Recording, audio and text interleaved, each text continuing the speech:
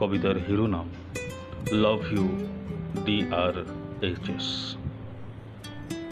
কবি Abhinav Anurag. Love you DRHS। Sivasagar নগৰৰ পৰা অলপ উজাই আহিলেই হ'ল। দিচাং নদীৰ পাৰত আজিও অলপ সেউজীয়া আছে। মানুহে তাকেই দিচাং ৰজাবাৰী হাইস্কুল বুলি কয়।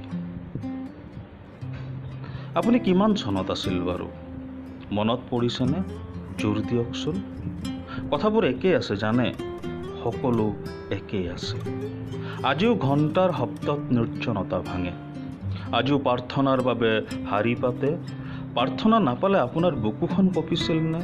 ধৰক বৰক খোজবোৰ কেনেকৈ গেটখন পাৰ হৈছিল মনত আছেনে? Respond your roll number. Roll number 1, 2, 3। ৰৈ গৈছিল না আপোনাৰ ৰোল নম্বৰটো? কেনেকৈ, কিয়, কি কৰি থাকোঁতে? ক'বলৈ সাহ হৈছিল নে ছাৰক? আৰু মুখস্থ থকাৰ দিনা ভয় লাগিছিল নে? গধূলি ক্ৰিকেট খেলি মুখস্থ কৰিবলৈ পাহৰিছিল নে পথাৰলৈ গৈছিল? কাণত বোকাৰ দাগ লৈ স্কুল পাইছিলগৈ নে? সকলো একেই আছে জানে। ইয়াত যেন সময়ও উৰিবলৈ পাহৰিছে কাহানী বাই। সেই খেল ধেমালিৰ দিনকেইটা যেন জীৱনৰ আটাইতকৈ ৰঙীন কেনভাছখনত কৰা আঁকবাক। চেলেঞ্জ কৰিছিল নে নাইনৰ লগত হৰাৰ দিনা পৃথিৱীখন হেৰুৱাই দিয়াৰ দৰে লাগিছিল নে জিকি নাচিছিল কঁকাল ঘূৰাই ঘূৰাই? নাটক কৰিছিল নে? কবিতা আবৃত্তি, তৰ্ক নে গান গাইছিল? কওকচোন। কোনজনী নাচনীৰ চকুত চাবলৈ আপোনাৰ লাজ লাগিছিল? দুৰু দুৰুকৈ কঁপিছিল বুকুখন? কাক বাৰু মনে মনে চানা আনি দিছিল? জেপত মৰ্টন? কোনে বেগৰ পৰা মনে মনে শিলিখা উলিয়াই দিছিল? হাতৰ মুঠিতে জলফাই এটা? নে কিতাপৰ ভাজত আপুনিও লৈ ফুৰিছিল এখন চিঠি দিবলৈ কাক খাটনি ধৰিছিল? কি খুৱাইছিল তাক? নে চিঠিখন দি দিম বুলি আপুনিও ফুচুলাই খাইছিল কাৰোবাৰ পৰা? কাৰ পৰা বাৰু? মনত আছেনে কথাবোৰ?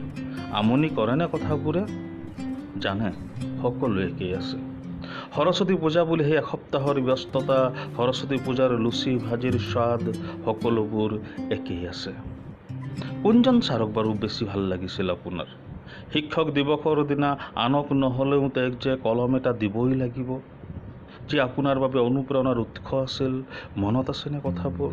সেই সময়বোৰে সাঁচি থোৱা ইতিহাস। আপোনালোকৰ মাজৰ নষ্ট ল'ৰাজনক মনত আছেনে? শব্দ আৰু পথাৰৰ প্ৰেমত নিঃস্ব হোৱা ল'ৰাটোক, যি আজাৰৰ ৰং দেখি তন্ময় হৈছিল, যি কৃষ্ণচূড়াৰ আৱেগত উটি গৈছিল, বৰষুণত আত্মহাৰা হোৱা সোণাৰু বুলি আহে চকু দুটা। একেই আছে। আপোনাৰ মৰমৰ স্কুলখন দিচাং ৰজাবাৰী হাইস্কুল একেই আছে। একেই আছে খেলপথাৰখন, ক্লাছৰুমটো, বেঞ্চ, ডেস্ক, টেবুল। আৰু আপুনি কম্পাছেৰে যে আঁকুৰি লিখিছিল আমুক প্লাছ আমুক, সেই দিলটোৰ ভিতৰত কাৰ্পাত সৰকি যোৱা, সকলো একেই আছে। এতিয়া কথা হ'ল, আপুনি একেই আছেনে?